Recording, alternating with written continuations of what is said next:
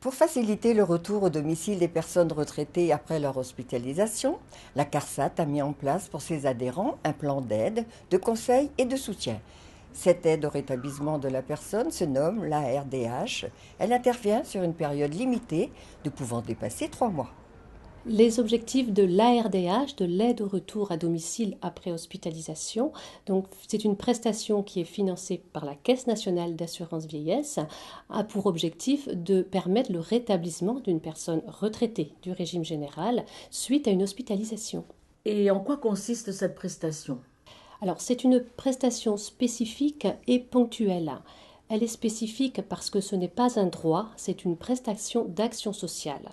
Et elle est ponctuelle, elle se déroule sur un temps donné, donc sur une période de 3 mois maximum. Est-ce que l'établissement doit être conventionné ? L'établissement de santé doit effectivement être conventionné avec la CARSAT, avec la Caisse d'assurance retraite et de santé au travail. Madame Cosson, comment se déroulent les opérations ? Quelles sont les démarches ? Eh bien, lorsque la personne est hospitalisée, soit elle est contactée par le service social de l'établissement ou par le cadre infirmier, soit elle va au-devant parce que lorsque l'hospitalisation est de courte durée, il se peut que personne du service hospitalier n'ait le temps de venir la voir. Donc il faut qu'elle demande absolument à ce moment-là l'intervention du service social parce que c'est le service social hospitalier qui va transmettre à la CARSAT une fiche de liaison signalant le besoin de la personne retraitée. La fiche dans vos mains, ça se passe comment ? Alors, la fiche nous est réexpédiée ensuite et nous, service social de la CARSAT, nous mettons à disposition des personnes, nous les contactons dès qu'elles sont sorties pour évaluer leur situation à domicile. Madame Madin, qu'est-ce qui vous est arrivé ? Je suis tombée dans l'escalier en pleine nuit et cassé le pied. Et après avoir été hospitalisée 2 jours, on m'a trouvé donc une maison de repos où je suis restée 3 semaines. Je me suis donc retrouvée à la Cavale Blanche et c'est là que j'ai eu quelqu'un de la CARSAT qui est passé avant que je rentre chez moi pour me proposer une aide à domicile. Et j'ai eu l'assistante sociale qui m'a appelée personnellement pour me rassurer, pour me dire tout ce qui pouvait être mis en place avec lit médical, déambulateur, fauteuil et tout ce qui va avec. Et ce service, alors que la CARSAT vous a offert, à votre sens, il est tout à fait quelque chose d'essentiel.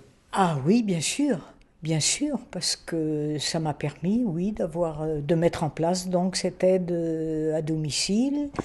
Et comment vous ressentez maintenant cette aide ? Oh ben je ne regrette pas d'être rentrée chez moi et c'est vraiment... le lit médical, c'est indispensable.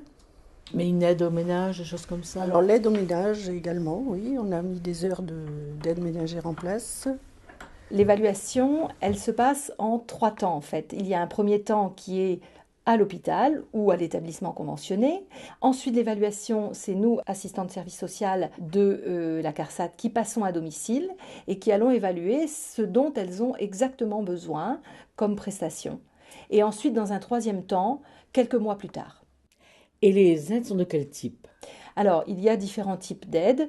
Les plus importantes sont des aides humaines, des aides au ménage, aux courses, à l'entretien du logement, etc.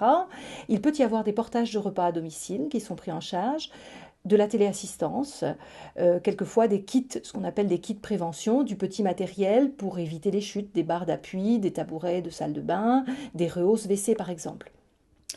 Et est-ce qu'il y a une limite en fait pour la somme allouée ? Il est bien évident que s'agissant d'une prestation d'action sociale, on ne peut pas servir des gens qui auraient des revenus trop hauts. Donc il y a un barème qui est à respecter et dans ce barème, il y a différents pourcentages de participation. Alors si la situation perdure, comment que ça va se passer ? Je vous ai parlé de l'évaluation en 3 temps. Le 3e temps est, avant la fin des 3 mois, une autre visite à domicile de l'assistant de service social qui évalue l'état d'amélioration, si cela se passe, de l'amélioration de l'état de santé de la personne. Et à ce moment-là, si elle en a toujours besoin, moins besoin ou plus du tout besoin. Voilà. Donc, dans le cas où un maintien de certaines prestations serait nécessaire, on voit avec la personne s'il faut mettre en place un nouveau plan d'aide.